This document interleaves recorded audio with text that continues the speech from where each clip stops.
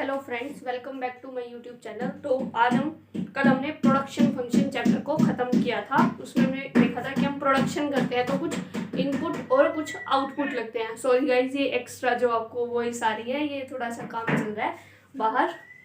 तो आज हम स्टार्ट करेंगे कॉस्ट। ये कॉस्ट क्या होती है, ठीक है। जब हमने प्रोडक्शन किया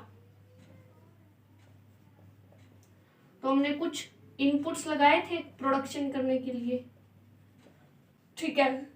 अब वो जो इनपुट्स हैं, उन इनपुट्स को भी तो हमें खरीदना पड़ता है ना, उनके लिए हमें कुछ पे करना पड़ता है।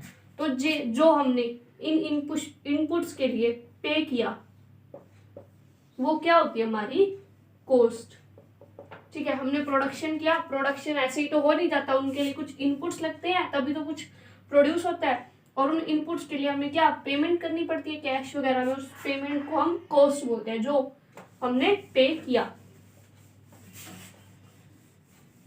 अब हमने किसी चीज का प्रोडक्शन किया, उसके लिए एक तो फैक्टर्स ऑफ प्रोडक्शन लगते हैं कि प्रोड्यूस करने के लिए कौन कौन से फैक्टर्स होते हैं रिस्पॉन्सिबल। फैक्टर्स ऑफ प्रोडक्शन, किसी चीज के प्रोडक्शन में कौन कौन से फैक्टर्स लगते हैं, वो कितने होते हैं, 4।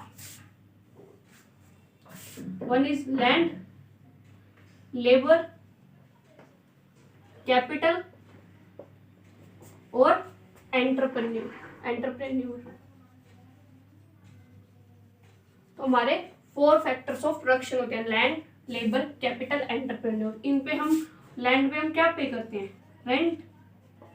लेबर पे वेजेस या सैलरी, जो हमारे परमानेंट स्टाफ मेंबर्स होते हैं वो सैलरी लेते हैं, वेजेस जो दिन पे आते हैं। कैपिटल, किसी ने कैपिटल लगाई हमारी काम में, हमारे फर्म में किसी ने पैसा लगाया, तो हम उसको क्या देंगे, हम उसको इंटरेस्ट देंगे। कैपिटल लाइक हमारी कंपनी में के किसी ने शेयर खरीदे मतलब उसने कैपिटल लगाई है अपनी, तो हम शेयर्स वगैरह पे क्या देते हैं, इंटरेस्ट या डिविडेंड, ठीक है।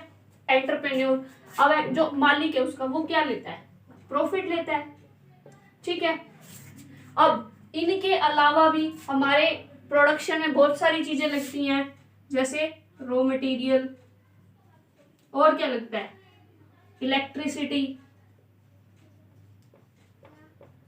ठीक है। और भी बहुत सारी चीजें लगती हैं। तो ये हमारे क्या होते हैं, ये होते हैं हमारे नॉन फैक्टर्स, ठीक है। फैक्टर्स ऑफ प्रोडक्शन 4 होते हैं, land, labour, capital, entrepreneur. Land पे हम रेंट देते हैं, लेबर पे वेजेस, कैपिटल पे इंटरेस्ट, एंटरप्रेन्योर को प्रॉफिट। लेकिन इसके अलावा भी हमारे बहुत सारे नॉन फैक्टर्स भी होते हैं, रॉ मटेरियल, इलेक्ट्रिसिटी। अब हमें किसी चीज का प्रोडक्शन करने के लिए लैंड भी चाहिए, लेबर भी चाहिए, कैपिटल भी, एंटरप्रेन्योर भी, रॉ मटेरियल भी, इलेक्ट्रिसिटी भी, और हर चीज के लिए हमको क्या पे करनी पड़ती है, कॉस्ट, ठीक है।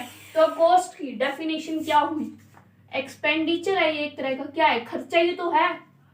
Expenditure incurred on factors as well as non factors of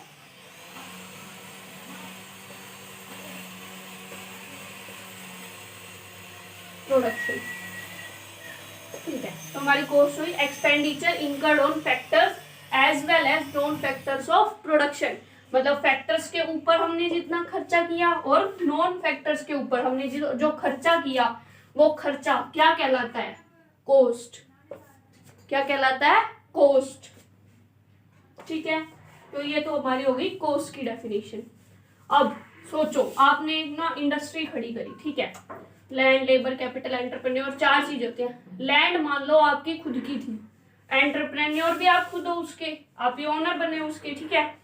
तो आपको लैंड के लिए किसी को कुछ देना नहीं पड़ा, और एंटरप्रेन्योर खुद हो आप, ठीक है। उसकी सैलरी वगैरह का कोई पंगा नहीं रहा। तो अब हमारी कॉस्ट ऐसे ही डिवाइडेड होती है। कॉस्ट हम कॉस्ट को मतलब ऐसे नहीं करते कि 4 भाग में 5 में से। कॉस्ट दो तरह की होती है। एक तो इम्प्लिसिट कॉस्ट और दूसरी एक्सप्लिसिट कॉस्ट।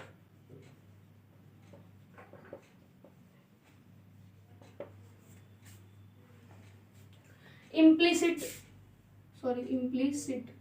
तो इम्प्लिसिट कॉस्ट क्या होती है, इम्प्लिसिट कॉस्ट वो कॉस्ट होती है जिसके लिए आपने किसी को कुछ पे नहीं करा, आपने किसी को कुछ कैश में या काइंड में आपने कुछ किसी को पे नहीं करा, लेकिन वो आपके मतलब सेल्फ एम्प्लॉयड आपके खुद के ही वो चीज है। जैसे कोई लैंड है, आपकी खुद की घर की जमीन थी, ठीक है, आपने उसी पे कोई नई इंडस्ट्री लगा दी, नया काम शुरू कर दिया, तो आपको रेंट नहीं देना पड़ेगा किसी को बाहर। लेकिन अगर वही लैंड किसी और की होती तो आपको क्या रेंट देना पड़ता ना, लेकिन अब नहीं देना पड़ेगा क्योंकि वो लैंड आपकी खुद की है। तो ये होती है इम्प्लिसिट कॉस्ट, जिसमें आपको कुछ पे नहीं करना पड़ता, लेकिन अगर आपकी वो नहीं होती ना तो आपको देना पड़ता। और इस कॉस्ट की डेफिनेशन क्या होती है? इम्प्लिसिट कॉस्ट क्या होती है? कॉस्ट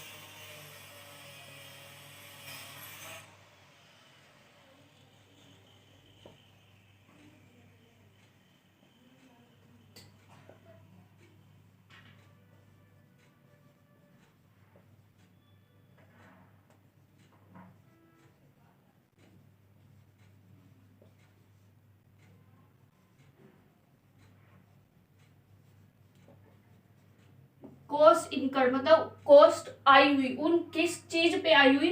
सेल्फ एम्प्लॉयड फैक्टर्स, मतलब वो फैक्टर्स जो आपने खुद लगाए हैं, जो आपके खुद के हैं। या फिर सोचो आपके पास एक जमीन का टुकड़ा है, उस पर खेती कर रहे हो, आपकी पूरी फैमिली खेती कर रही है उस पर, तो आपको लेबर का रेट किसी को देना पड़ रहा है? नहीं, वो भी आपका क्या है? सेल्फ एम्प्लॉयड है फैक्टर, ठीक है। आपकी जमीन खुद की थी, आपने वहां इंडस्ट्री लगा दी, सेल्फ एम्प्लॉयड। आप वहाँ एंटरप्रेन्योर खुद बने, आप मैनेजर, आप वहाँ के मैनेजर खुद बने, मैनेजर आपने अपने लड़के को बना दिया, अपनी लड़की को बना दिया अपनी खुद की, आपको उसको सैलरी नहीं देनी पड़ेगी क्योंकि आपका घर का मेंबर है।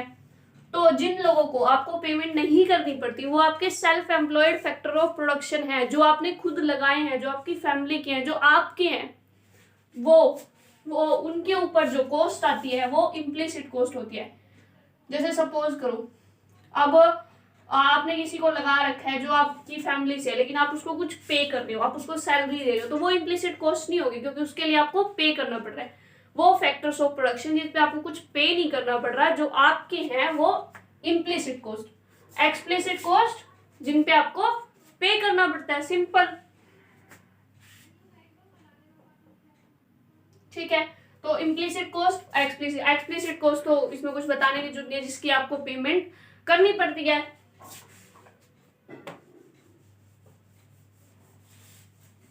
तो उसमें क्या आ जाएगा? Cost incurred on the cost which is paid on the factors as well as non factors of production, that is explicit cost, जो आपने पे किया है कैश में या काइंड में, कैश में पे कर, मतलब आपने जो चीज पे की है बाहर किसी को, वो क्या है? Explicit cost. अब हमारी दो तरह की कॉस्ट और होती हैं, fixed cost and variable cost,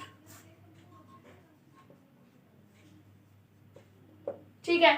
again जब हमने प्रोडक्शन किया था, हमने कुछ फिक्स फैक्टर ऑफ प्रोडक्शन माने गए, कुछ वेरिएबल। हमने फिक्स किसको माना था? कैपिटल को हमने फिक्स माना था, और लेबर को हमने क्या माना था? वेरिएबल। तो फिक्स कॉस्ट क्या होगी? जो फिक्स फैक्टर ऑफ प्रोडक्शन पे कॉस्ट लगी है वो फिक्स, जो वेरिएबल फैक्टर्स पे कॉस्ट लगी है वो क्या हो जाएगी? Variable cost. तो ये क्या है? Cost incurred on fixed factor of production.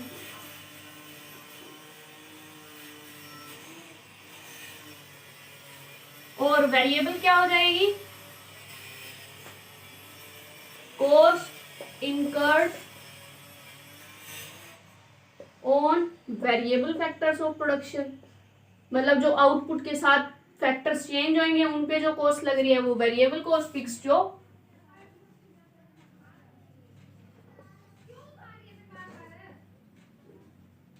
ठीक है। अब देखो, अब फिक्स कॉस्ट हमारी कौन कौन सी हो सकती है?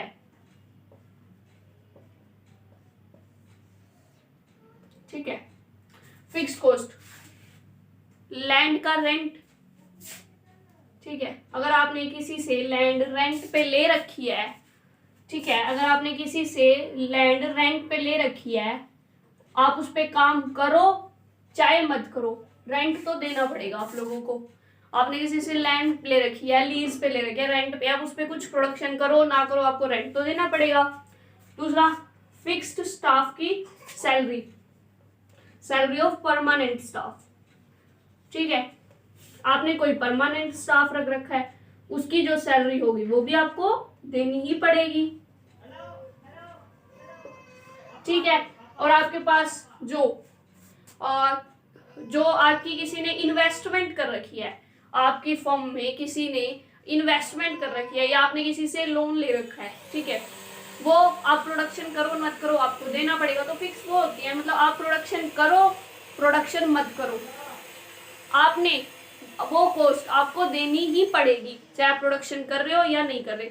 अगर आप अपना प्रोडक्शन बढ़ा रहे हो तो वो कॉस्ट नहीं बढ़ेगी प्रोडक्शन के साथ साथ। हम शॉर्ट रन की बात कर रहे हैं, ठीक है। तो वो होते हैं फिक्स कॉस्ट, वेरिएबल कॉस्ट, जो कॉस्ट प्रोडक्शन के साथ साथ बढ़ जाए, और वो कॉस्ट तभी स्टार्ट होगी जब आपका प्रोडक्शन स्टार्ट होगा। जैसे वेजेस ऑफ टेम्परेरी स्टाफ, ठीक है। अब जैसे कि आप ऐसी जगह काम करते हो, आप डेली के 20 बंदे आपको चाहिए होते हैं, डेली के 20 बंदे आप भाई कहीं से भी जाके, जैसे लेबर जो है 20 लोग आप रोज नए ले आते हो, उनको दिन की सैलरी देते हो और चलो भाई जाओ, अगले दिन कोई और 20 है, तो आप जिस दिन प्रोडक्शन करोगे उसी दिन आप लेबर लेके आओगे, टेम्परेरी जो है, जो आपके परमानेंट स्टाफ के मेंबर्स नहीं है। तो वेरिएबल कॉस्ट क्या होगी, वो कॉस्ट जो अगर आप प्रोडक्शन कर रहे हो आपको तभी देनी पड़ेगी। अब रॉ मटेरियल आपको जब ही चाहिए जब आप प्रोडक्शन कर रहे हो, वो भी क्या है, वेरिएबल कॉस्ट, ठीक है। तो वेरिएबल फैक्टर्स ऑफ प्रोडक्शन में लगाई गई cost is variable cost, fix cost जो फिक्स फैक्टर ऑफ प्रोडक्शन में लगाई जाती है।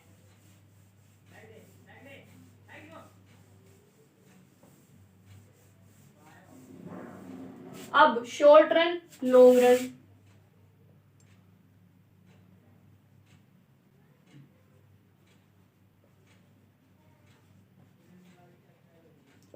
शॉर्ट रन वो टाइम पीरियड जहां पे फिक्स्ड कॉस्ट हमारी क्या रहती है, कांस्टेंट, वो टाइम पीरियड जब हमारी फिक्स कॉस्ट कांस्टेंट रहती है। फिक्स कॉस्ट में आउटपुट के चेंज होने की वजह से चेंज नहीं आता। Cost which it is a time period in which cost fix cost remains the constant, there is no change in the fix cost due to change in the output. कि output में change आने की वजह से, कि हम production अगर बढ़ा रहे हैं तो या घटा रहे हैं, तो फिक्स कॉस्ट में कोई चेंज नहीं आएगा। वो उतनी की रेंट जितना है आपको रेंट उतना ही देना पड़ेगा, चाहे उस जमीन पे आप 200 चीजों का प्रोडक्शन करो, 100 चीजों का करो, 50 चीजों का करो, ना भी करो, रेंट आपको उतना ही देना पड़ेगा, ठीक है। तो ये फैक्टर ऑफ, तो ये आउटपुट के चेंज होने से चेंज नहीं होती। और शॉर्ट रन वो टाइम पीरियड जहां फिक्स कॉस्ट क्या रहती है, कांस्टेंट। लॉन्ग रन में हम फिक्स फैक्टर ऑफ प्रोडक्शन को बढ़ा सकते हैं। अगर हम फिक्स फैक्टर ऑफ प्रोडक्शन को बढ़ा सकते हैं तो हमारी फिक्स कॉस्ट क्या कांस्टेंट रहेगी, बिल्कुल नहीं रहेगी, क्योंकि हम जब फैक्टर ऑफ प्रोडक्शन बढ़ा सकते हैं, जब हम फैक्टर ऑफ प्रोडक्शन बढ़ाएंगे फिक्स फैक्टर ऑफ प्रोडक्शन, तो उनको कुछ तो देना पड़ेगा। अगर हम यहाँ हम एक लैंड अगर हमने ले रखी है तो हमको एक ही लैंड रखनी है, हम लैंड नहीं बढ़ा सकते। यहाँ हम लैंड भी बढ़ा सकते हैं, एक मशीनरी थी हमारे पास, 2 3 4 मशीनरी भी बढ़ा सकते हैं, हम फिक्स फैक्टर ऑफ प्रोडक्शन को बढ़ा सकते हैं। तो क्या हमारी यहाँ फिक्स कॉस्ट कांस्टेंट रहेगी, नहीं रहेगी, वो तो चेंज इन आउटपुट की वजह से चेंज होती रहेगी। तो it is a time period where fixed cost is not constant, जहां पे फिक्स कॉस्ट हमारी कांस्टेंट नहीं होती, ठीक है। हो गया जी।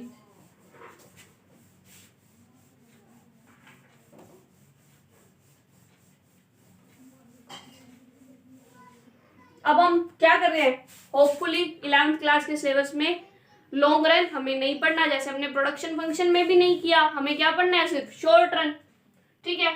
शॉर्ट रन पढ़ना है। अभी हम तक हमने क्या पढ़ा, फिक्स कॉस्ट। अब सोचो, आप फिक्स कॉस्ट का ग्राफ बना के देखो, ठीक है।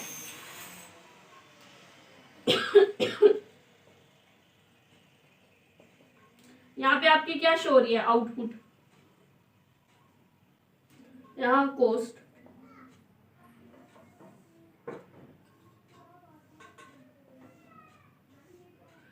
देखो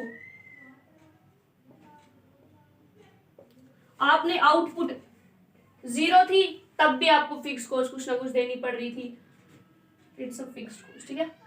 आउटपुट 1 हुई तब भी आपकी फिक्स कॉस्ट उतनी है, आउटपुट 2 हुई तब भी फिक्स कॉस्ट उतनी है, आउटपुट 3 हुई तब भी फिक्स कॉस्ट, आउटपुट 4 है तब भी फिक्स कॉस्ट। तो जो वो कॉस्ट जो आउटपुट के चेंज होने से चेंज नहीं हो रही वो कौन सी है, फिक्स कॉस्ट। उसका ग्राफ ऐसे बनेगा, वेरिएबल कॉस्ट, ये क्या हो रही है, ये आउटपुट के चेंज होने की वजह से चेंज हो रही है।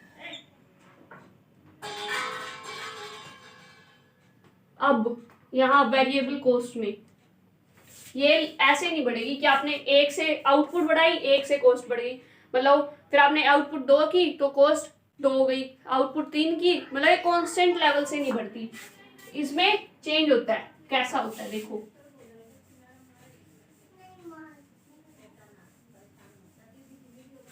वेरिएबल कॉस्ट सबसे पहले हमारी क्या होती है, वेरिएबल कॉस्ट हमारी बढ़ती है लेकिन डिक्रीजिंग रेट से। हमारी वेरिएबल कॉस्ट स्टार्टिंग में बढ़ती है लेकिन डिक्रीजिंग रेट से, फिर हमारी वेरिएबल कॉस्ट बढ़ती है लेकिन इंक्रीजिंग रेट से बढ़ने लग जाती है। एग्जाम्पल,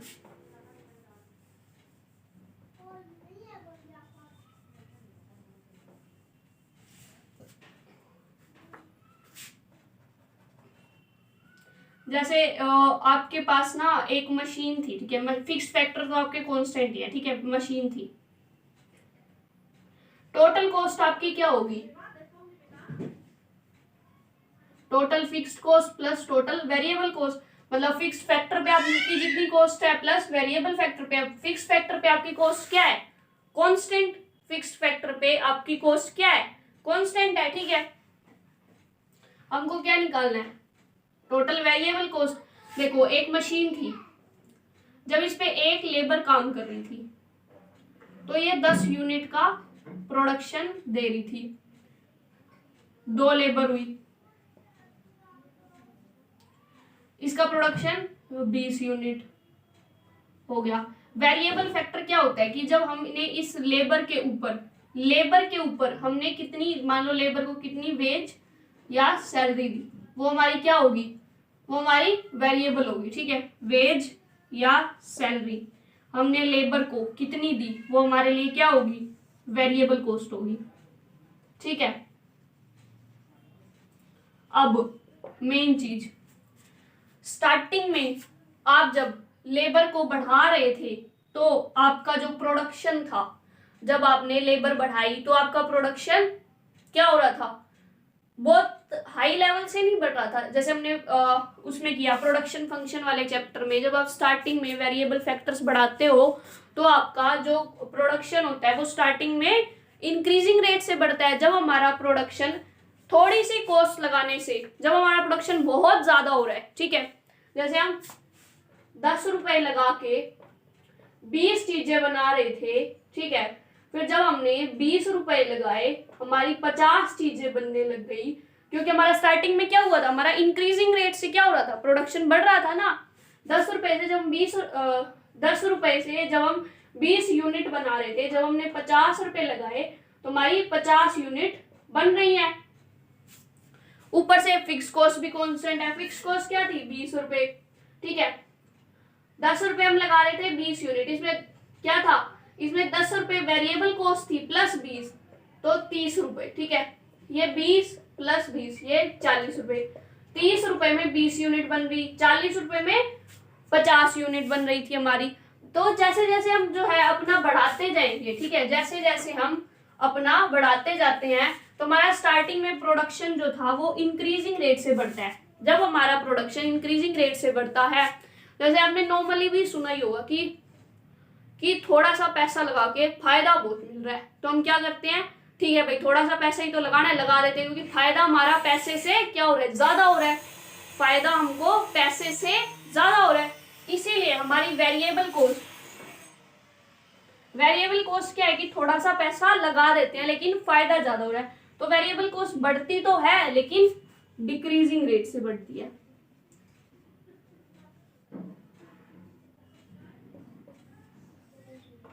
ठीक है, दूसरा फिर वेरिएबल कॉस्ट। अब एक लिमिट आई जब हमने प्रोडक्शन किया था हमारा स्टार्टिंग में एडिशनल प्रोडक्शन, मतलब हर लेवल ऑफ जब हम हर एक लेबर बढ़ाते जाते हैं, एडिशनल प्रोडक्शन हमारा स्टार्टिंग में बढ़ रहा था, मतलब टीपी बढ़ रहा था इंक्रीजिंग रेट से, फिर हमारा टीपी बढ़ना शुरू होता है डिक्रीजिंग रेट से। इस सिचुएशन में हमारी वेरिएबल कॉस्ट बढ़ती है लेकिन इंक्रीजिंग रेट से।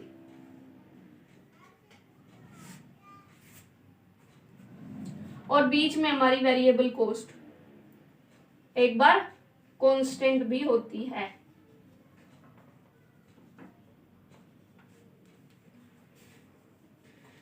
जब हमारा टोटल प्रोडक्शन इंक्रीज होता है इंक्रीजिंग रेट से, वेरिएबल कॉस्ट इंक्रीज होती है डिक्रीजिंग रेट से। टोटल प्रोडक्शन हमारा बीच में कांस्टेंट भी होता है, वो हमने करी नहीं, ये वाली जो कंडीशन होती है जब आप ग्रेजुएशन के लेवल पे जाते हो तो ये बीच में कंडीशन कहती है जब हमारा टोटल प्रोडक्शन एक बार बीच में भी कांस्टेंट होता है स्टार्टिंग में ऊपर वाली सिचुएशन में, उस टाइम हमारी वेरिएबल कॉस्ट भी कांस्टेंट होती है। फिर जब हमारा प्रोडक्शन कांस्टेंट है तो ऑब्वियस ही बात है कॉस्ट भी कांस्टेंट की। जब हमारा प्रोडक्शन ही 10 है, फिर प्रोडक्शन 10 है, तो जब हमारा प्रोडक्शन ही 10 है तो कॉस्ट भी क्या होगी, कांस्टेंट ही तो होएगी ना।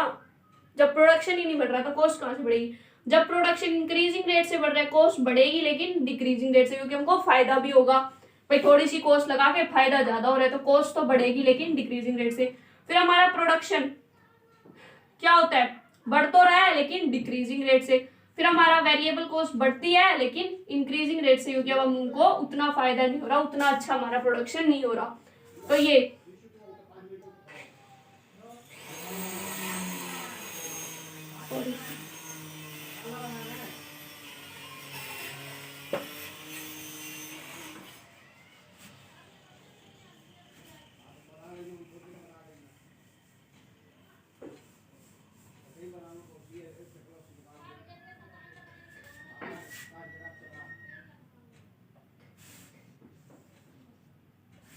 तो हमारी वेरिएबल कॉस्ट क्या होती है, ये हमारी होती है variable cost, total variable cost TVC. बढ़ रही है, ठीक है, डिक्रीजिंग रेट, पहले बढ़ती है डिक्रीजिंग रेट से, फिर कांस्टेंट, ये क्या हो रही है कांस्टेंट, फिर इंक्रीज होती है इंक्रीजिंग रेट से। तो ये हमारा यहाँ पे क्या होता है TVC, total variable cost. First increase at decreasing rate, यहाँ आके कांस्टेंट दिख ही रही है हमको, फिर उसके बाद फिर बढ़ना स्टार्ट करती है इंक्रीजिंग रेट से। ये हमारी टीवीसी समथिंग एस शेप बनती है, ये ऐसे एस शेप का भी हम इसको बोलते हैं, ठीक है। अब हमारी टोटल फिक्स्ड कॉस्ट, मतलब टोटल फिक्स्ड कॉस्ट, जो कॉस्ट हमने फिक्स फैक्टर ऑफ प्रोडक्शन पे लगाई है, टोटल वेरिएबल कॉस्ट जो हमने वेरिएबल फैक्टर्स ऑफ प्रोडक्शन पे लगाई है। अब आती है जी total cost. Total fixed cost भी हमने ग्राफ पे दिखा दी, वेरिएबल भी दिखा दिया, उनको क्या दिखानी है टोटल कॉस्ट।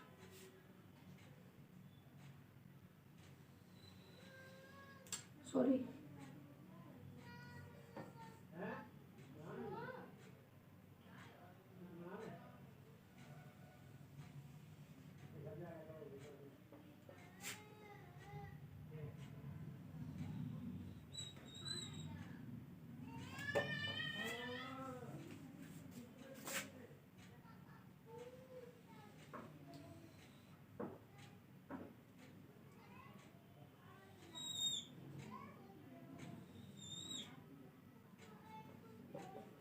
ठीक है। हमने क्या पढ़ा था, सिंपल सा वही फंडा लगाना है बस।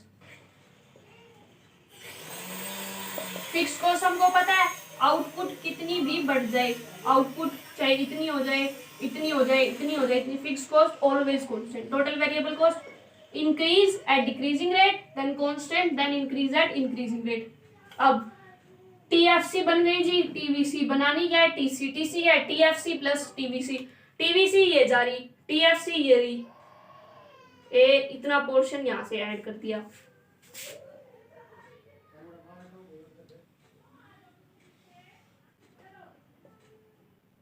ये गैप जो है ना ये सेम आता है बिल्कुल, तो जितना यूं गैप जा रहा है, क्योंकि हमारी टोटल फिक्स कॉस्ट जो है वो क्या रहती है हर लेवल पे सेम। तो टीवीसी में कितना एडिशन होता है मतलब, तो ये टीसी आ गई, टोटल वेरिएबल कॉस्ट में टोटल फिक्स्ड कॉस्ट को हमने ऐड कर दिया, इतना था इतना ही ऐड कर दिया, ठीक है, ये टोटल कॉस्ट आ गई। अब देखो टोटल वेरिएबल कॉस्ट तो यहाँ से शुरू हुई, टोटल कॉस्ट यहाँ से शुरू हुई, ऐसा क्यों हुआ? ऐसा इसलिए हुआ क्योंकि टोटल कॉस्ट क्या होती है, ठीक है, जब हम प्रोडक्शन नहीं कर रहे, जब हम कुछ भी नहीं बना रहे, वेरिएबल कॉस्ट हमारी क्या होगी, जीरो। जब हम कुछ भी नहीं बना रहे तो वेरिएबल कॉस्ट जीरो होगी, क्योंकि वेरिएबल कॉस्ट तो वो होती है जब हम बनाना शुरू करते हैं तभी वो लगनी शुरू होती है, जीरो होगी, ठीक है। तो इसीलिए हमारी टोटल वेरिएबल कॉस्ट, जब हमारा आउटपुट कितना है जीरो, तो ये जीरो है। टोटल फिक्स कॉस्ट, जब हमारा आउटपुट जीरो है, हम कुछ भी नहीं बना रहे, तब भी हमें कॉस्ट देनी पड़ेगी, क्योंकि हमने किसी से रेंट पे कुछ ले रखा है, या हमने परमानेंट मेंबर्स की सैलरी, हम कुछ बनाए ना बनाए कॉस्ट हमको उन्हें देनी पड़ेगी। जैसे आप स्कूल में ही देख लो, स्कूल में संडे की सैलरी मिलती है टीचर्स को, लेकिन संडे का कुछ काम तो नहीं होता ना, तो क्या है वो एक परमानेंट स्टाफ है, वो एक फिक्स्ड कॉस्ट है कि वो तो देना ही देना पड़ेगा। तो टोटल फिक्स्ड कॉस्ट क्या होगी, टोटल फिक्स्ड कॉस्ट तो लगेगी चाहे प्रोडक्शन आपका जीरो भी है। तो मान लो फिक्स्ड कॉस्ट 10 रुपए, तो टोटल कॉस्ट कितनी हो जाएगी 10 रुपए। तो टोटल कॉस्ट कभी भी जीरो से इसीलिए शुरू नहीं होती, क्योंकि अगर जीरो लेवल ऑफ आउटपुट है तो टोटल कॉस्ट कुछ ना कुछ जरूर होएगी, क्योंकि टोटल कॉस्ट में टोटल फिक्स्ड कॉस्ट भी ऐड होती है, इसीलिए टोटल कॉस्ट कभी भी जीरो से शुरू नहीं होगी, ठीक है, ये भी याद रखना, ये भी एग्जाम में आ जाता है 1 मार्क्स में।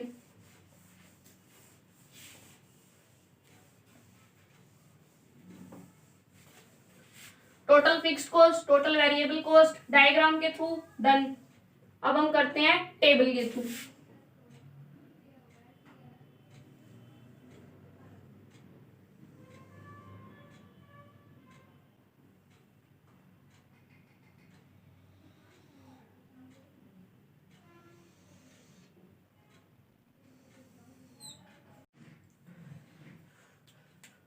तो अब हमको ये निकालना है, हमने क्या पढ़ा था, टीवीसी पहले बढ़ेगा इंक्रीजिंग रेट,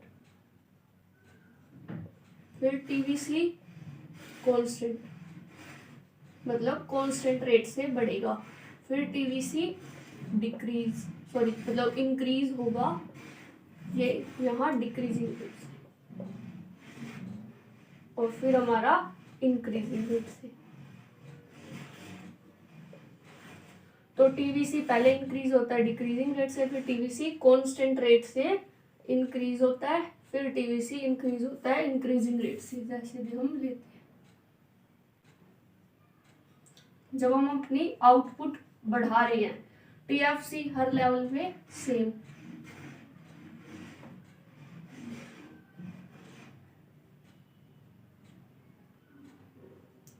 अब टीवीसी पहले बढ़ेगा डिक्रीजिंग रेट से, ठीक है,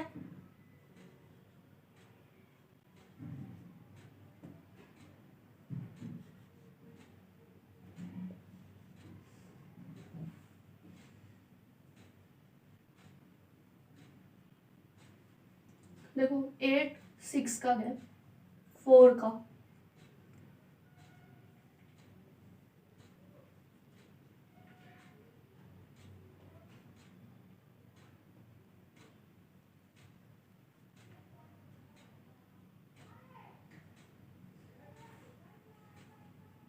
ठीक है, पहले इंक्रीजिंग रेट से डिक्रीजिंग रेट से बढ़ा, फिर कांस्टेंट रेट से बढ़ा, ठीक है, कांस्टेंट रेट से। अब क्या करेगा वो, अब वो इंक्रीजिंग रेट से बढ़ेगा, तो सॉरी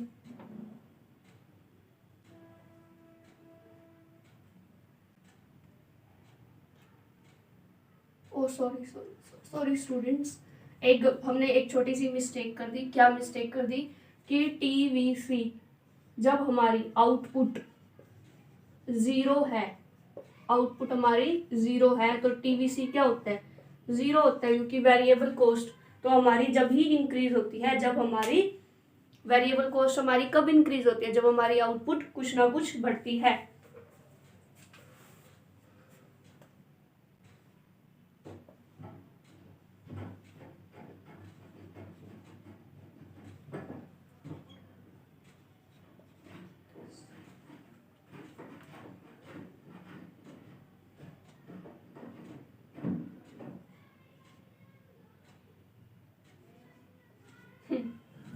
देखो 10, 8, 6, 4, देन अगेन 4, चलो इसको और बढ़ा देते हैं कांस्टेंट का एक ही दिखा देते हैं हम,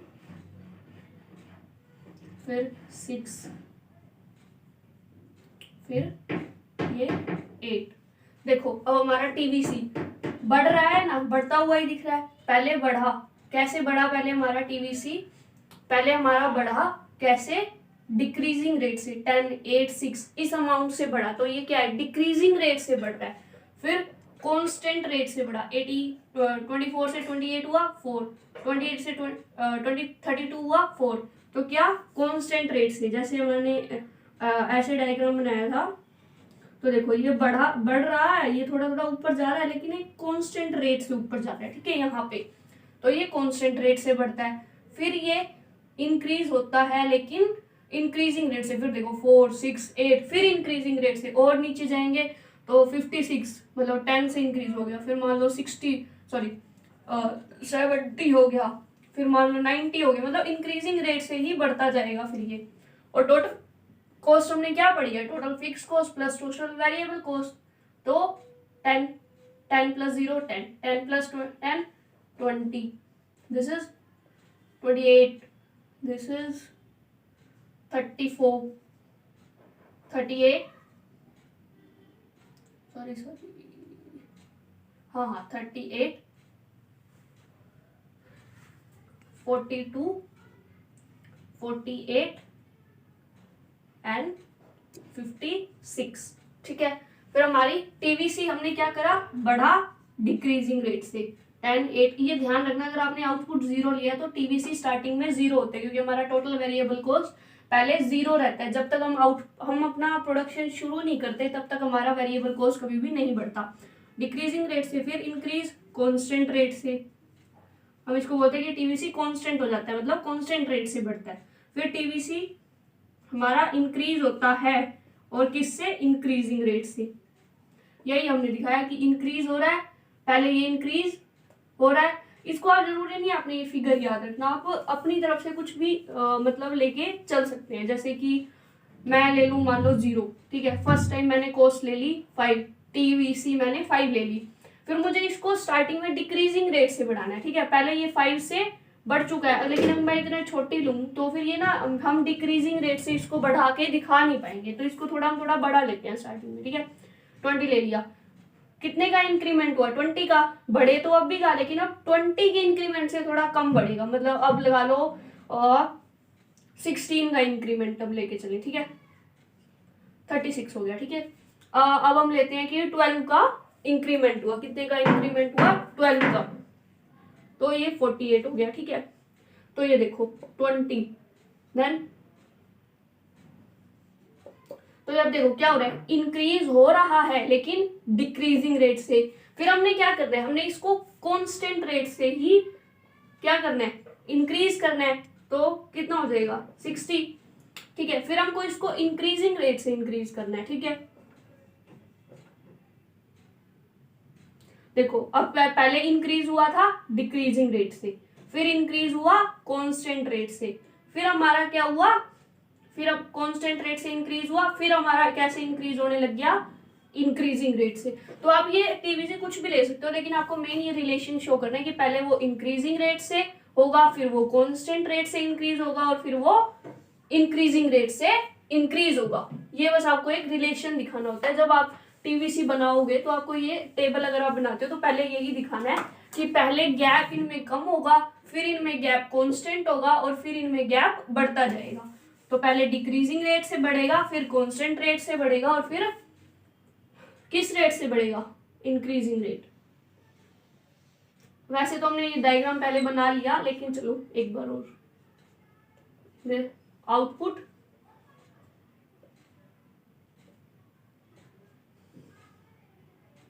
ठीक है, फिक्स कॉस्ट। पहले हम फिक्स कॉस्ट हमने क्या पढ़ी है, आउटपुट में कितना भी चेंज हो जाए फिक्स कॉस्ट में चेंज नहीं होगा, हमेशा कांस्टेंट ही रहेगी। This is our total fix cost, always constant. TVC, जब आउटपुट जीरो है, टीवीसी जीरो से शुरू हो रही है, मतलब आउटपुट जीरो, टीवीसी भी जीरो। कैसे जा रही है, इंक्रीजिंग रेट से बढ़ते हुए, ठीक है, इंक्रीजिंग रेट से बढ़ते हुए। इसको हम थोड़ा सा ऐसे करके दिखाते हैं। फिर ये कांस्टेंट रेट से, सॉरी, पहले हम इसको इंक्रीजिंग रेट से बढ़ाएंगे ऐसे, फिर ये कांस्टेंट रेट से बढ़ेगी, और फिर ये पहले डिक्रीजिंग रेट से बढ़ाएंगे, पहले डिक्रीजिंग रेट से बढ़ाई, डिक्रीजिंग रेट से कैसे बढ़ाते हैं, ऐसे, ठीक है, फिर इसको कांस्टेंट रेट में लेके गए, और फिर इसको ऐसे, ये समथिंग ना एस शेप भी बोलते हैं इसको, ये एस शेप बनती है, ठीक है। अब ये हमारी क्या है, टीवीसी, ये यहाँ पे इंक्रीज हो रही है कैसे, डिक्रीजिंग रेट से, यहाँ इंक्रीज हो रही है कैसे, कांस्टेंट रेट से, और फिर यहाँ से जब ये इंक्रीज हुई तो ये इंक्रीज हुई इंक्रीजिंग रेट से, ठीक है। अब हमारी टोटल कॉस्ट क्या होती है, total variable cost plus total fix cost. Variable ये रही, फिक्स ये रही, मतलब इस वाली कॉस्ट में इतना और एडिशन हो जाएगा, मतलब समवट लगा लो यहाँ से। अब ये यहाँ से इसलिए शुरू हो रही है क्योंकि फिक्स्ड कॉस्ट स्टार्टिंग में 10 होती है, और ये दोनों का एडिशन होती है, और स्टार्टिंग में हमारी टोटल कॉस्ट मतलब जीरो लेवल ऑफ आउटपुट अगर आप शुरू कर रहे हो तो वो टोटल फिक्स कॉस्ट के इक्वल होती है। तो ये शुरू कहाँ से होगी, ये यहाँ से शुरू होगी, क्योंकि जीरो लेवल ऑफ आउटपुट पे हमारी total cost total fixed cost के इक्वल होती है। जब आउटपुट जीरो है तो total variable cost zero, TFC जितनी भी है हमने जैसे 10 मानी है, और टीसी कितनी आ जाएगी हमारी, टीसी 10। तो जीरो लेवल ऑफ आउटपुट पे हमारी टीसी टीएफसी के बराबर होती है, इसलिए ये टीसी यहां से शुरू होगी, ठीक है।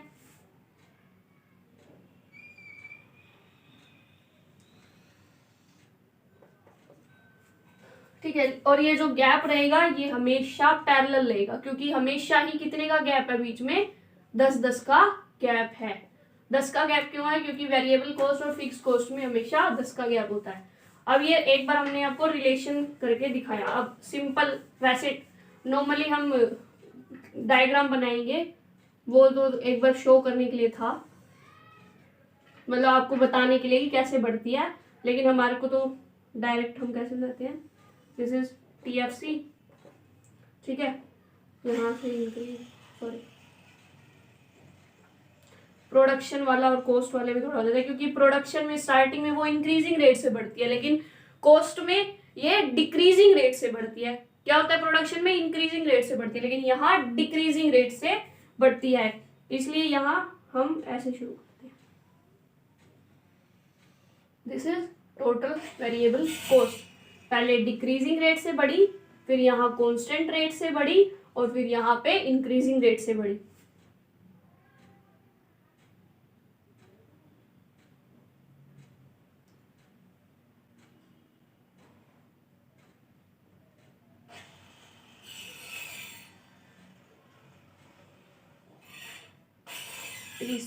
देखो आया ना, बिल्कुल इक्वल गैप, पैरेलल गैप आ रहा है ना, ये पैरेलल ही आना चाहिए, क्योंकि हमारी टोटल फिक्स्ड कॉस्ट होती है बीच में, और टोटल फिक्स्ड कॉस्ट हर लेवल पे क्या रहती है, कांस्टेंट, हर लेवल पे 10-10 ही है, और हर बार 10-10 का गैप है, इसलिए गैप हमेशा इक्वल होगा, तो इसलिए ये हमेशा एक दूसरे के पैरेलल जाएगी।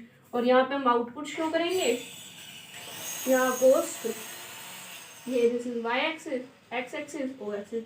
पहले कैसे इंक्रीज हुई, डिक्रीजिंग रेट से, फिर कैसे इंक्रीज हुई, कांस्टेंट रेट से, फिर कैसे इंक्रीज हुई, इंक्रीजिंग रेट से, ठीक है। अब आते हैं मार्जिनल कॉस्ट।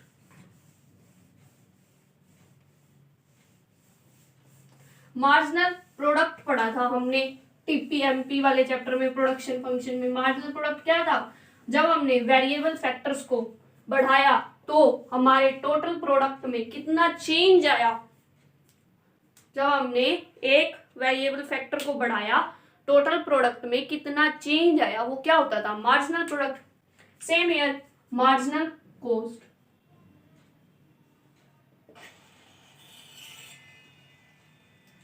ये क्या है, additional cost,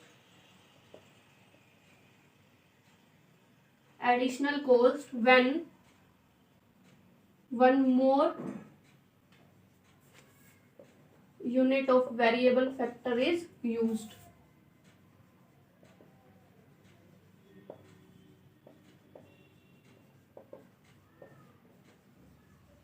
Additional cost incurred मतलब कितनी एडिशनल कॉस्ट हमारी आई जब हमने एक और वेरिएबल फैक्टर को यूज किया।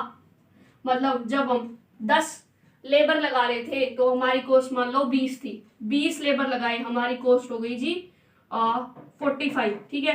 तो हमारी मार्जिनल कॉस्ट कितनी है कि जब हमने लेबर इंक्रीज किए तो कितनी हमारी एडिशनल कॉस्ट आई। तो एडिशनल कॉस्ट कितनी आई है हमारी 25, तो 25 मार्जिनल कॉस्ट। तो क्या है ये, additional cost incurred when one more unit of variable factor is used. अब देखो कॉस्ट हमारी दो ही तरह की थी जी, एक तो पड़ी टीएफसी, दूसरी पड़ी टीवीसी। क्वेश्चन क्या बोल रहा है, एडिशनल कॉस्ट, एडिशनल मतलब एक्स्ट्रा। जब हमने एक और लेबर लगाई तो हमारी एक्स्ट्रा कॉस्ट कितनी आई, ठीक है। अब टीएफसी है, जब हम अपनी एक और लेबर लगाते हैं, हम अपनी लेबर को बढ़ाते हैं एक और यूनिट से लेबर। जब हम स्टार्टिंग में पढ़ने लगे थे हमने क्या पढ़ा था कि फिक्स कॉस्ट कभी भी नहीं बढ़ेगी इसमें शॉर्ट रन में, चाहे हम कितने ही लेबर बढ़ाएं, कितनी ही आउटपुट बढ़ाएं, फिक्स कॉस्ट नहीं बढ़ेगी। तो क्या फिक्स कॉस्ट में कोई एडिशन होता है, फिक्स कॉस्ट में तो एडिशन होता ही नहीं है, चाहे आप लेबर कितने भी लगा दो। कि अगर आपने एक लैंड पे रेंट अगर 20 रुपए रेंट देना है आपने किसी लैंड का, तो आप चाहे एक लेबर लगाओ, चाहे 2 लेबर लगाओ, 3 लेबर लगाओ, रेंट तो 20 ही रुपए दोगे आप। तो फिक्स कॉस्ट पे क्या होता है, एडिशन होता ही नहीं है। लेबर में एडिशन होने की वजह से या वेरिएबल फैक्टर में एडिशन होने की वजह से फिक्स कॉस्ट में तो एडिशन होता ही नहीं है। एडिशन किस में होता है, टोटल वेरिएबल कॉस्ट में। एडिशन किस में होता है, टोटल वेरिएबल कॉस्ट में एडिशन होता है, ठीक है। तो हमारा एडिशन किस में हुआ, टोटल वेरिएबल कॉस्ट। तो इसीलिए एमसी हमारी किससे रिलेट करेगी, टीवीसी से, ठीक है। टीवीसी में कितना चेंज आया due to change in variable factor. तो एमसी का फॉर्मूला क्या होगा, टीवीसी में कितना चेंज आया due to change in variable factor, मतलब लेबर में चेंज आने की वजह से टोटल वेरिएबल कॉस्ट में कितना चेंज आया वो किसको शो करेगा, एमसी, ठीक है। अब 10 लेबर काम कर रही थी, कॉस्ट थी 20, 11 लेबर आ गई, कॉस्ट हो गई जी 25, ठीक है।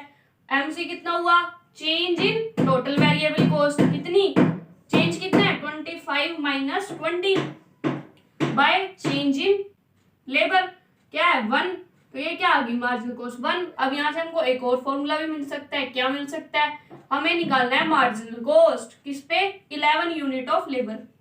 मार्जिनल कॉस्ट चाहिए 11 यूनिट, यहाँ पे मार्जिनल कॉस्ट कितनी है, तो हम क्या करेंगे, total variable cost n minus total variable cost n minus 1, मतलब MC 11th, TVC 11 minus TVC 11 minus 1 is n। तो 25 माइनस 20 कितना आएगा 5। जब हमने इस फॉर्मूले से निकाली तब भी हमारी 5, अब भी 5, तो हमारे पास 2 फॉर्मूले आ गए। लेकिन ये फॉर्मूला हमारा जब भी यूज होता है जब हमने 1 से इंक्रीमेंट किया हो, मतलब लेबर हमने 1 से बढ़ाई हो। क्योंकि 10 से अगर डायरेक्ट 12 कर दी तो ये फॉर्मूला होगा, क्योंकि फिर चेंज इन क्या हो जाएगा 2 हो जाएगा।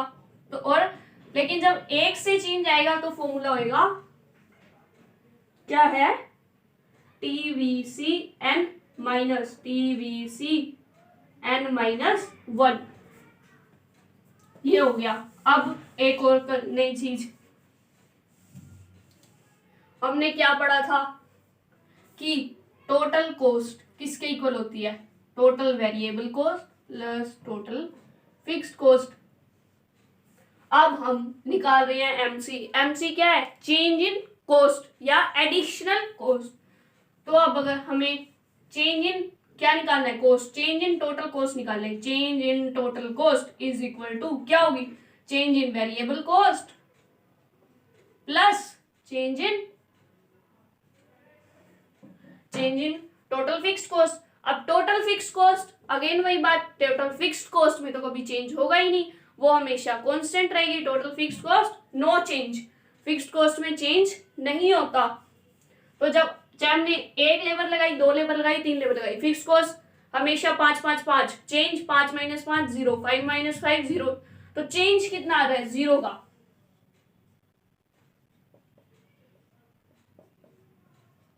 तो हमारा चेंज इन टीसी किसके इक्वल आ गया, चेंज इन टीवीसी के। ठीक है, चेंज इन टीसी हमारा किसके इक्वल आ गया, चेंज इन टीवीसी। अब इसको एमसी के फॉर्मूले में ले जाओ। एमसी का फॉर्मूला क्या था, change in TVC divide by change in Q. अब हमारा चेंज इन टीवीसी किसके इक्वल है, चेंज इन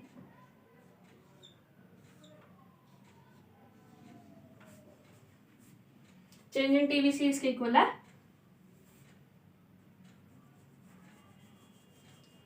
अब एक और देखो, 10 यहाँ पे लेबर है, यहाँ कॉस्ट है। ठीक है, यहाँ पे टोटल वेरिएबल कॉस्ट है, टोटल फिक्स कॉस्ट है, टोटल कॉस्ट है, और ये मार्जिनल कॉस्ट है। ठीक है, लेबर 10 से 11 करी, टीवीसी हमारी 20 थी 25 हो गई, फिक्स्ड कॉस्ट 5 है हमेशा। टोटल कॉस्ट कितनी हो जाएगी, 20 + 5 इज 25, 25 + 5 इज 30। निकालना है हमको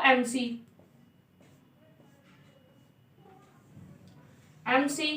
ठीक है, एमसी हम कैसे निकालते हैं, ठीक है, हम करते हैं TVC N minus TVC N minus 1। TVC N मतलब एमसी फर्स्ट लेवल पे तो क्या है, कुछ नहीं, तो टीवीसी एन मतलब 25 - 20 कितना आ गया, 5। ठीक है, लेकिन अब देखो एमसी यहाँ टीसी से भी तो 5 आ रहा है, 30 - 25 इज 5, क्योंकि फिक्स कॉस्ट में तो चेंज होता नहीं है, फिक्स कॉस्ट तो कांस्टेंट है, चेंज हमेशा वेरिएबल में होता है। तो टोटल वेरिएबल कॉस्ट का चेंज टोटल फिक्स। तो यहाँ अब हमारा एक और फॉर्मूला क्या, MC equals to T C N minus T C N minus 1। तो हमारे पास 4 फॉर्मूलाज आ गए। यहां से कौन कौन से 4 फॉर्मूले आ गए, हम दोबारा लिख लेते हैं जी।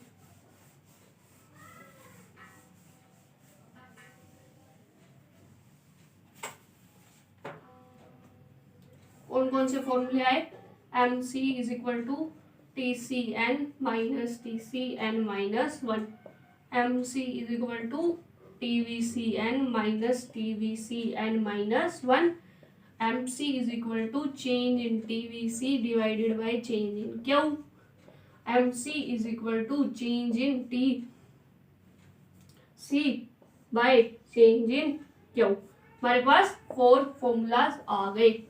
अब हमारे कुछ कंसेप्ट रह गए, average fix cost, average variable cost, वो हम करते हैं कल। फिर हम ये भी करेंगे कि कौन सी, जैसे एएफसी रेक्टेंगुलर हाइपरबोला, एसीएमसी यू शेप बनेगी, तो कौन कौन सी, जैसे टीवीसी मैंने आपको बताया एस शेप बनती है, तो कौन सी कर्व जो है कौन सी शेप में बनती है, क्यों बनती है, वो सब भी अब हम करेंगे। एक बार ये थोड़ा सा मुश्किल चैप्टर है, तो थोड़ा सा एक बार रिवाइज करें। ठीक है, इम्प्लिसिट कॉस्ट, एक्सप्लिसिट कॉस्ट कुछ मुश्किल नहीं है, fixed cost, variable cost easy है, समझ आ गया होगा। ठीक है, उसके बाद आपको मेन हम अभी, ठीक है, ये भी समझ आ गया, T C is equal to T F C plus T V C. ठीक है, एम सी का फॉर्मूला भी समझ आ गया। बस टीवीसी में ये चीज ही ध्यान रखनी है, बढ़ेगी, पहले बढ़ेगी किससे, डिक्रीजिंग रेट से 8 का, देन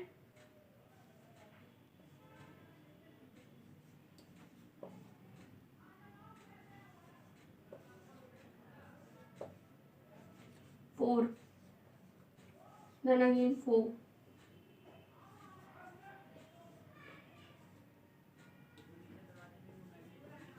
क्या, पहले ये बढ़ेगी डिक्रीजिंग रेट से, किससे, डिक्रीजिंग रेट, ठीक है।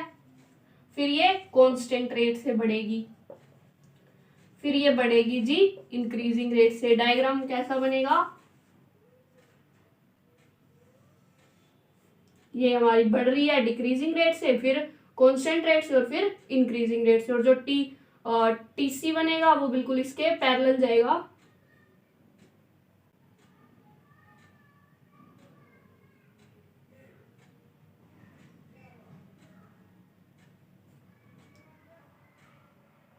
ये देखो, ये T V C, this is T C, this is F. ये तो अभी मैंने बिना वो करे बनाया, वैसे जो इनके बीच के गैप होएगा ना वही यहाँ गैप होएगा। देखो अगर हम एग्जैक्ट, बिल्कुल एग्जैक्ट अगर बनाए ना तो हमारा कुछ अलग ऐसे बनेगा। बिल्कुल अगर हम बिल्कुल मतलब मेंटेन, गैप भी मेंटेन करके बनाए।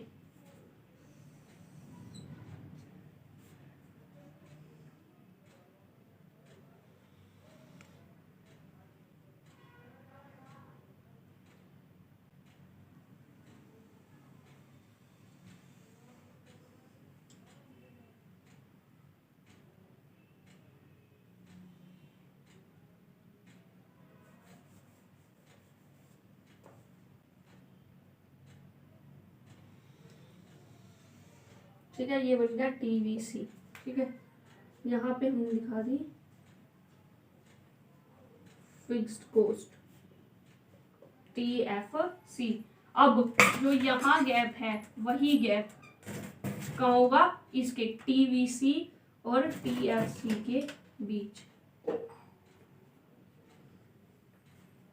ठीक जा रहा है।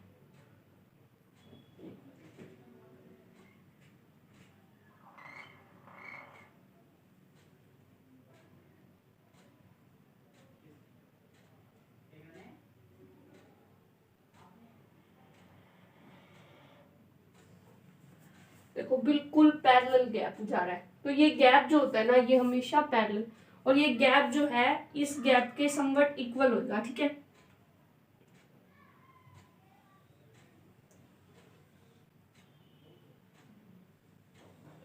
क्योंकि टीसी जो है TFC प्लस TBC होता है, और ये फिक्स कॉस्ट है, कॉन्स्टेंट, ये देखो कॉन्स्टेंट है यहाँ पे, ये लाइन क्या जा रही है ऐसे कॉन्स्टेंट, और TVC ये दे रखा है, तो ये क्या होगा, इस ये TFC प्लस TVC इसका एडिशन थोड़ा सा ऊपर और सेम गैप से जाएगा।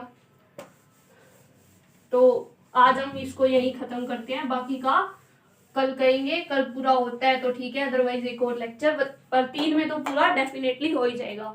तो thank you so much guys, please like share and subscribe our channel, और आप अपने फ्रेंड्स को भी शेयर करें, आपके 11th में जो भी आपके नोन हैं, आपके फ्रेंड्स हैं, आप उनको भी इस चैनल के बारे में जरूर बताएं।